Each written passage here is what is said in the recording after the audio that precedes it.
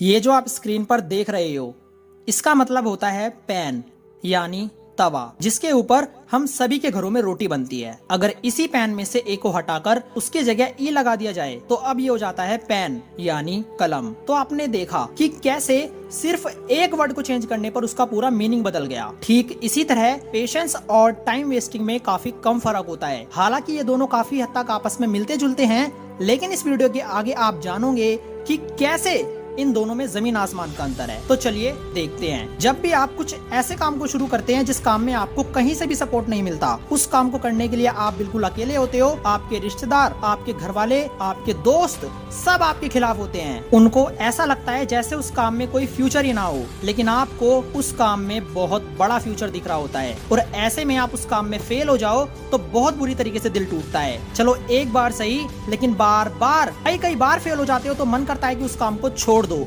हमारे अंदर उस काम को करने के लिए कुछ ऐसा मोटिवेशन बचा ही नहीं होता कि हम उस काम को और अच्छे तरीके से कर पाएं। लेकिन इसके बावजूद आपके दिल से आवाज आती है कि आपको एक बार और कोशिश करनी चाहिए। क्या पता इस बार ही आपकी मेहनत सफल हो जाए।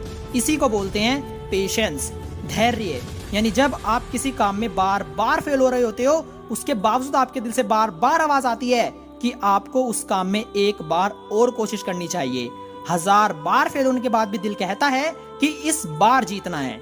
लेकिन इससे अलग फेल हो जाने के बाद फिर दोबारा कोशिश ना करना, हाथ पे हाथ रखकर खाली बैठ जाना, किस्मत को कोसते रहना, अपने आप को दोष देते रहना कि मेरे साथ ही ऐसा क्यों होता है। और यही सोचते सोचते एक दिन गुजार देना, एक हफ्ता गुजार देना, एक महीना गुजार देना, पूरा साल गुजार देना।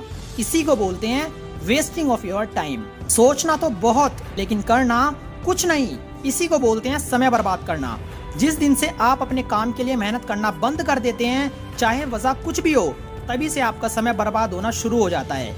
मैं तो यही कहूंगा, अपने अंदर पेशेंस रखिए, धैर्य रखिए। जो आपने सोचा है वही होगा। अगर वैसा नहीं भी होगा तो उससे मिलता जुलता बहुत कुछ होगा। ऊपर वाला आपकी मेहनत बेकार नहीं जाने देगा। वो आपको देख रहा है कि आप अपने सपनों के लिए कितनी मेहनत कर रहे हो। बस थोड़े समय का इंतजार रखो, आपको सब कुछ मिलेगा। अंत में मेरी एक बात हमेशा याद रखना, अगर आपको अपने काम के लिए 100 बार भी फेल होना पड़े तो भी तैयार रहना, क्योंकि जो 100 बार फेल होने का जिगरा रखता है, कामयाबी उसी के कदमों में गिरती है। मिलते हैं आसान है कि अगली वीडियो में। जब तक अपना ध्यान रखें, सुरक्षित रहें।